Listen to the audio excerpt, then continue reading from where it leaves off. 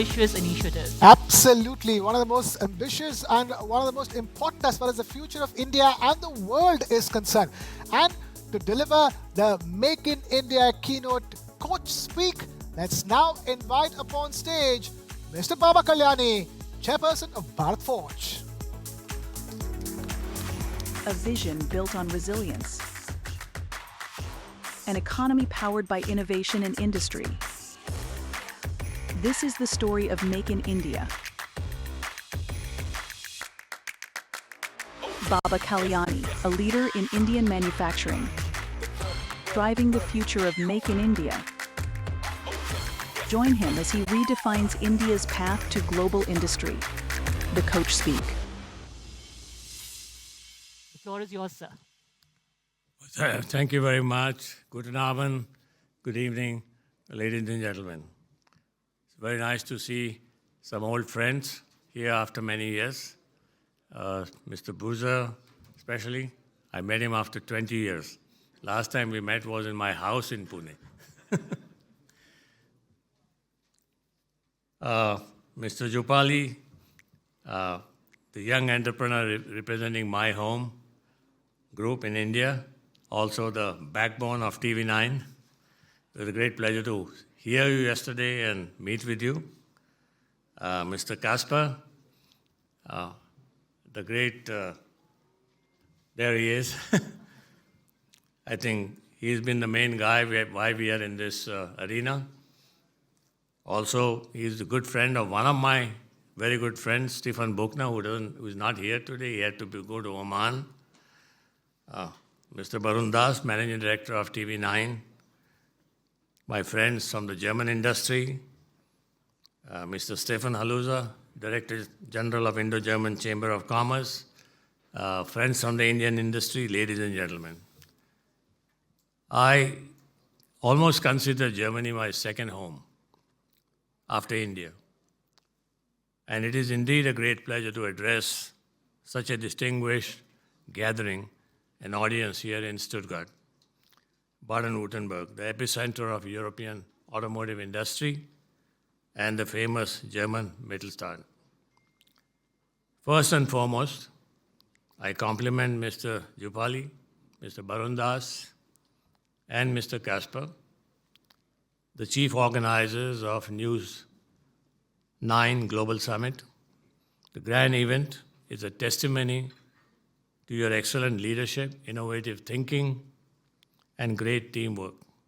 Please accept my heartiest congratulations and conceptualizing and organizing this grand platform that brings together the political leaderships, business leadership, cultural people, sports, and more importantly, the people of India and Germany, together under one single roof.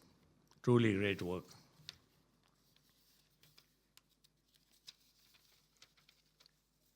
Exactly a month ago,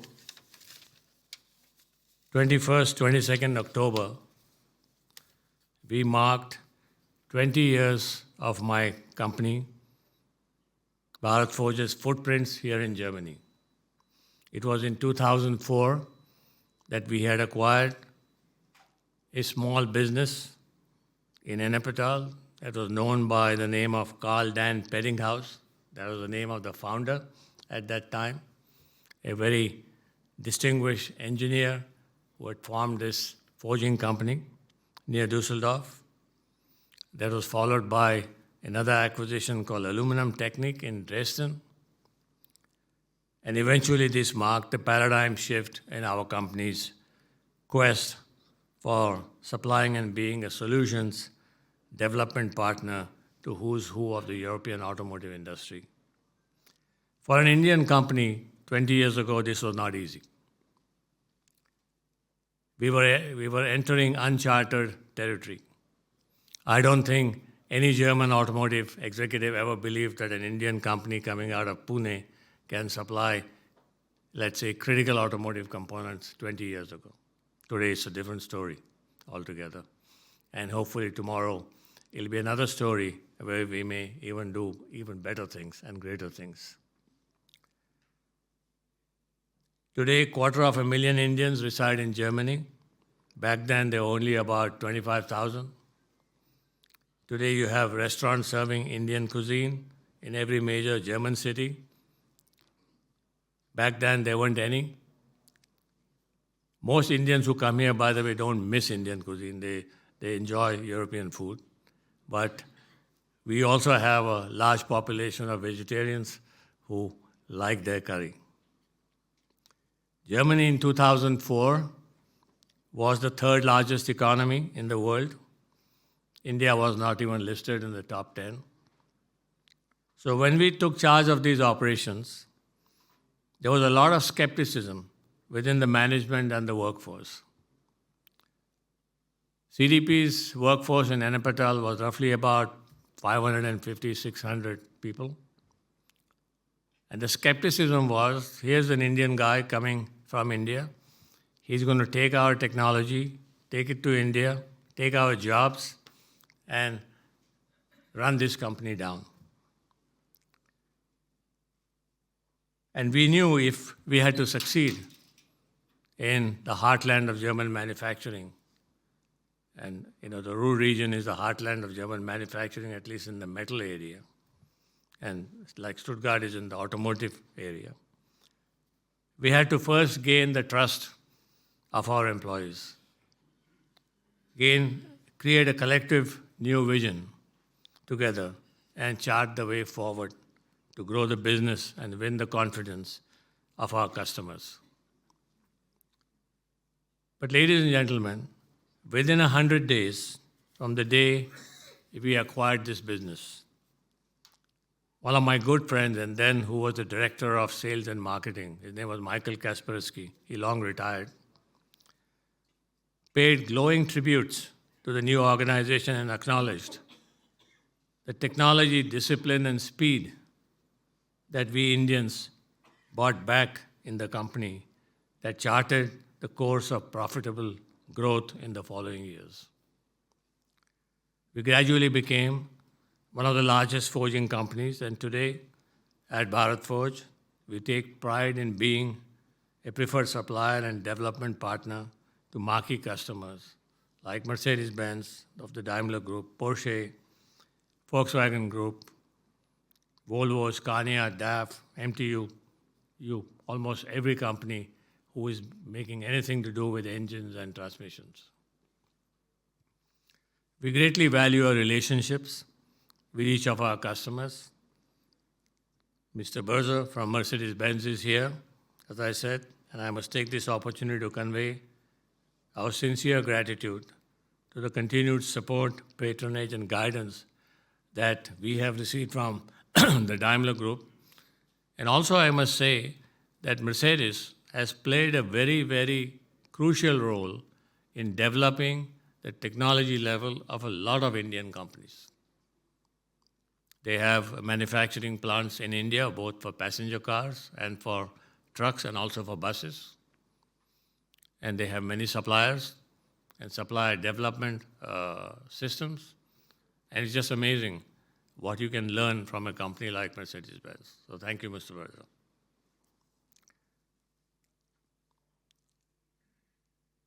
Ladies and gentlemen, what I just narrated, our company's experience in Germany and with German automotive majors, is a small speck in the larger strategic partnership between our two vibrant democracies. But yes, if there is a will and a determination to collaborate, the German-India collaboration can make a great positive impact to global business, the economy, and world societies at large. Ladies and gentlemen, we all are amidst a very rapidly evolving world with many unknowns and many known unknowns, making already a VUCA world even more complex and incomprehensible.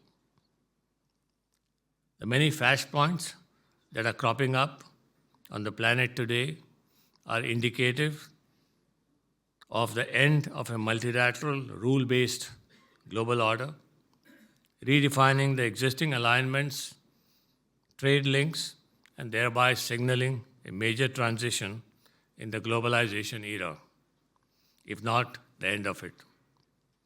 Against this backdrop, such a dynamic and VUCA environment, the world is witnessing 4-5 major transitions that each of our businesses, no matter which part of the planet you are, must account for.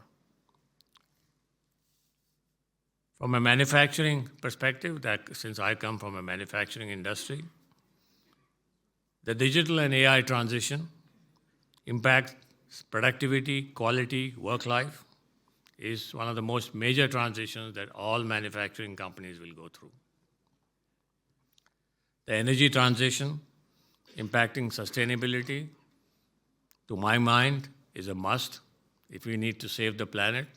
And one of our sister companies, Kalyani Ferresta, who make engineering steel, in a very simple manner, has been able to demonstrate how to make green steel without having to invest billions of dollars and green hydrogen and all that thing. So there are solutions, simple solutions, that are also available. The bioengineering or the genetic engineering transition, which is going to impact health and food security, especially for populous countries like India and other populous countries in Asia, is going to be extremely important as we go forward, especially in our region. The supply chain transition and the resilience of supply chain, which we are witnessing today, is something that impacts global manufacturing and global trade. And of course, the most important one, which we are now beginning to see come into play very rapidly, is the whole human resources transition. And I'll talk a little bit about this going forward. I strongly believe that India is very suitably poised and possibly best placed in the world today to adapt and steer these transitions or the mega trends.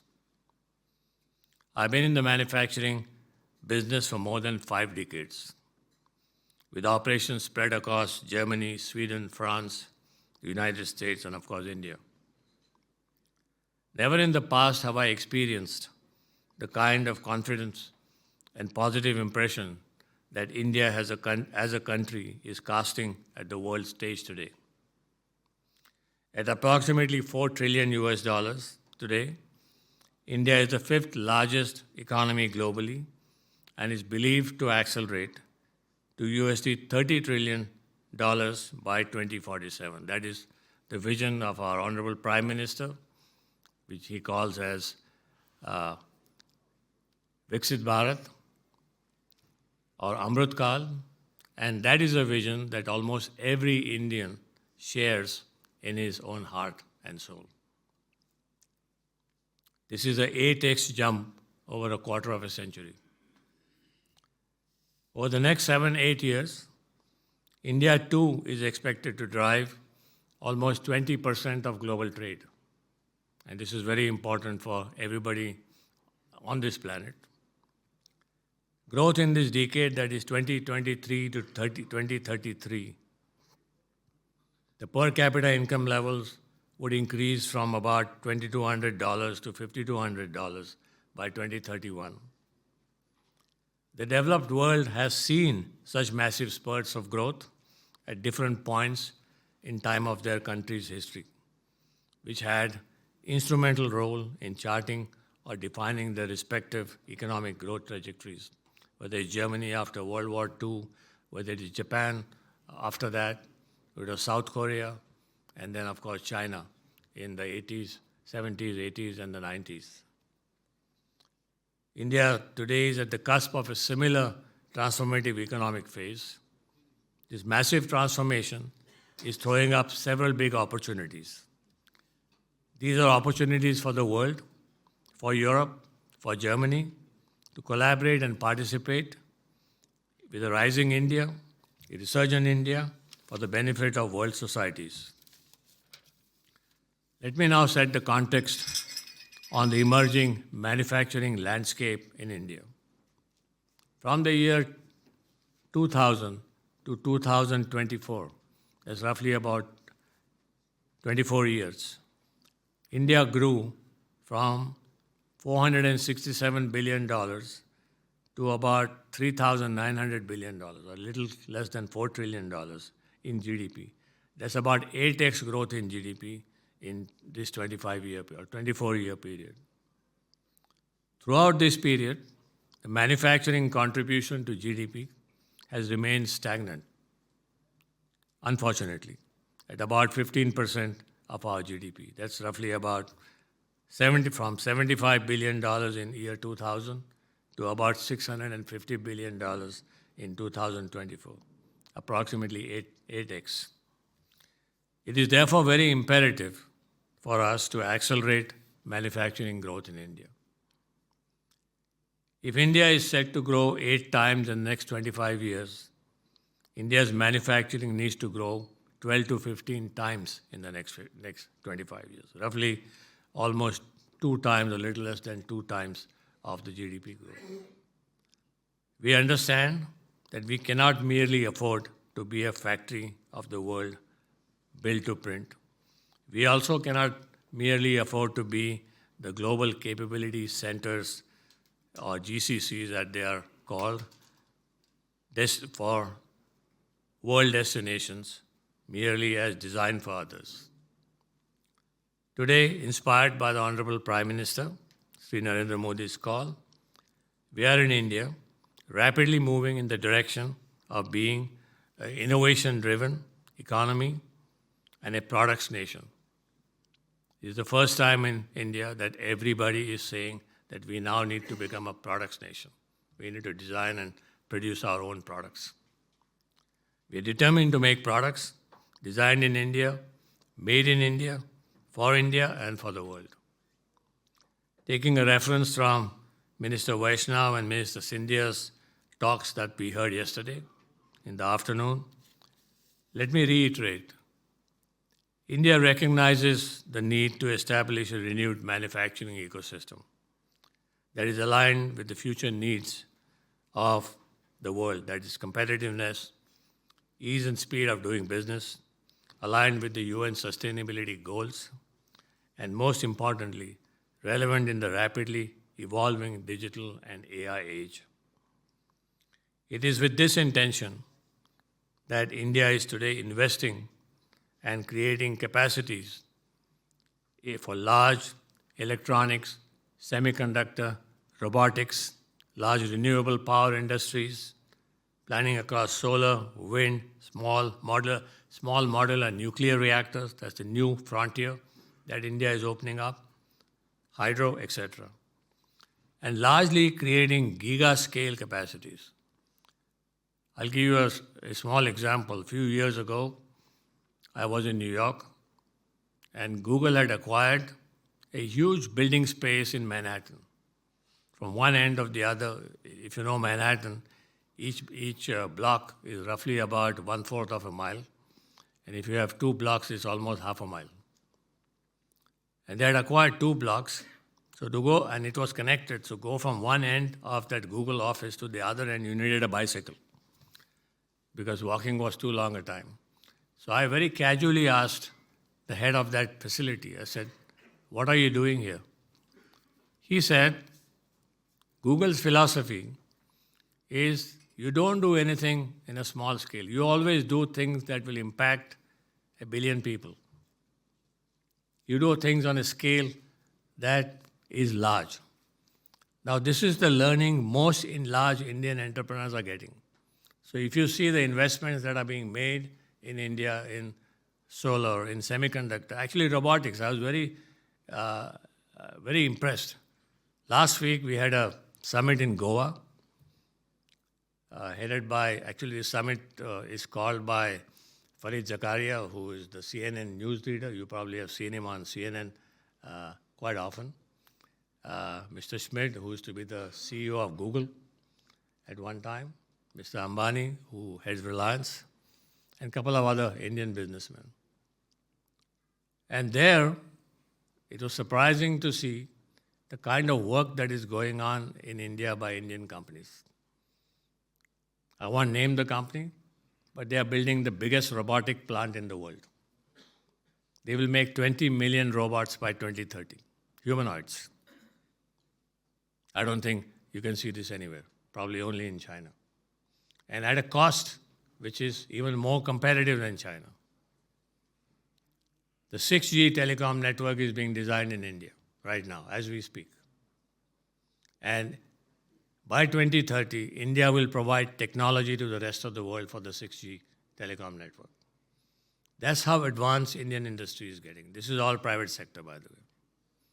I don't want to keep talking about other examples, but there are many, many examples. And therefore, things are moving at a speed in India in terms of technology, in terms of new areas, in terms of new investments at a very, very rapid pace.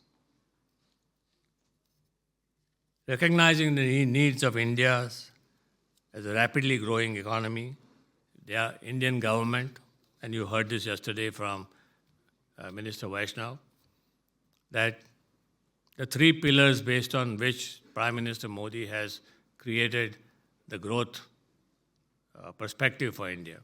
One is infrastructure, where the government is investing large amounts of capital in building roads, ports, airports, waterways, and all kinds of infrastructure, urban and rural infrastructure. And of course, then power generation, both renewable, and now I think more moving towards things like nuclear, also moving to biofuels and biogas. And how do we, and creating a system by which better logistics can reduce the cost of manufacturing, can reduce the cost of logistics, and make manufacturing far more competitive. Last but not the least, the vibrant startup and technology ecosystem India offers with almost, you heard that yesterday, so I won't repeat the numbers, but we have the second largest startups in the world, 100 plus unicorns, each with a value of more than $1 billion have been created. I'll come to my last point, the last transition that each country has to make, and that is connected with human resources. In Europe, we are all staring at a sudden shortage in human resources. In our own factories in Ennepetal, in Saxony, we can't find people to work. It's a big challenge, and when I talk to my other industry friends, they all have the same problem. And then I saw this program that India is going to send some 50,000 trained personnel to Germany for working anyway. But this is a problem not related only to Germany. The problem is larger. The developed world is engulfed with the problem of low fertility trap. Germany, 1.4 fertility rate. South Korea, worst, 0.68, which means 40% of South Korea won't exist in the next 30 years. Japan, 1.3. US, China, Russia, Australia, 1.5. Decline of fertility rates across the developed world is the most phenomenal trend of our times. On the contrary, India's fertility rate is about 2, and we are expected to be the largest society of this century with a large working class population for the next 25 to 30 years. Our average age of our population will remain at around 29 to 31 years. And we are taking efforts to upskill, adopt, align our young workforce with skill sets of the future, such as AI, digital, and you heard all this yesterday, so I'm not going to repeat it.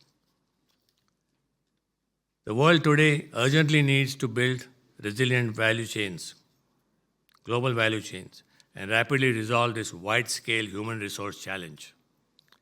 A resurgent India, a rising India, is the answer to these issues. India can be a backbone to the future of global value chains that brings much-needed resilience. India has a large workforce, skilled and equipped for the AI and digital age. While the Western world, including Germany, is experiencing structural challenges like rising energy costs, rising inflation, shortage of manpower, India has all of this: large pool of skilled workforce, fast-growing market, high-cost, competitive, business-friendly environment, and most importantly, an ecosystem that is aligned with the 5 transitions that we have to adopt to.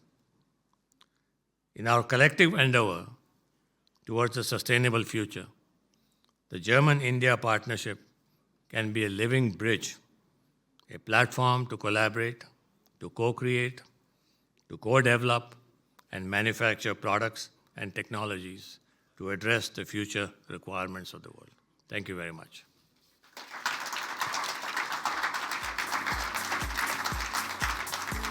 Mr. Kalyani, requesting you to please stay on stage for your felicitation.